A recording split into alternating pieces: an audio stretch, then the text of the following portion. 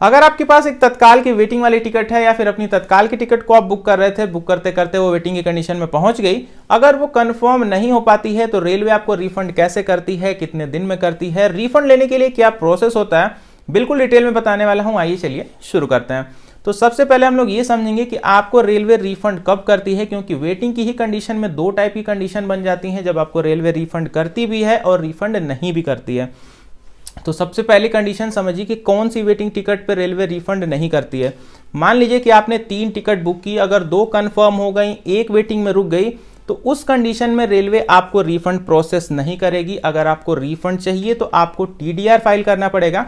यानी कि कभी भी अगर पार्शली कंफर्म टिकट हो जाती है, यानी कि कुछ टिकट कंफर्म हो गई, कुछ टिकट वेटिंग में रुकी रह गई, तो उस वेटिंग वाली टिकट का रेलवे रिफंड प्रोसेस नहीं करता है। ऐसे में आपको टीडीआर फाइल करना पड़ेगा, उसके बाद ही आपको जो रिफंड है वो मिल पाएगा। अभी हम लोग समझते हैं दूसरी कंडीशन के बारे में, जिसमें रेलवे जो है आपको रिफंड प्रोसेस करती है आपके वेटिंग वाले टिकट पे। लेकिन बस आपको एक चीज का ध्यान देना है, आपकी जो टिकट है पूरी फुल्ली वेट लिस्टेड होनी चाहिए। फुल्ली वेट लिस्टेड मतलब अगर आपने एक टिकट बुक की तो वो पूरी वेटिंग में होनी चाहिए। अगर आपने 2 टिकट बुक की, दोनों की दोनों वेटिंग में होनी चाहिए। 3 बुक की है, तीनों की तीनों वेटिंग होनी चाहिए। यानी कि जो भी टिकट्स आपकी हैं पूरी की पूरी एक पीएनआर पे पूरी अगर फुल्ली वेट लिस्टेड हैं, तो अगर आपने कोई भी एक स्लीपर की क्लास का टिकट बुक किया होगा तो आपके ऊपर रेलवे 60 रुपीज पर पैसेंजर के हिसाब से चार्ज लगाएगी, और उसके बाद आपका जो भी बचा हुआ पैसा होगा आपके बैक टू सोर्स अकाउंट में उसको ऑटोमेटिकली क्रेडिट कर देगी। और ये जो चार्जेस हैं वो कट होने के बाद ही आपके अकाउंट में पैसे आएंगे।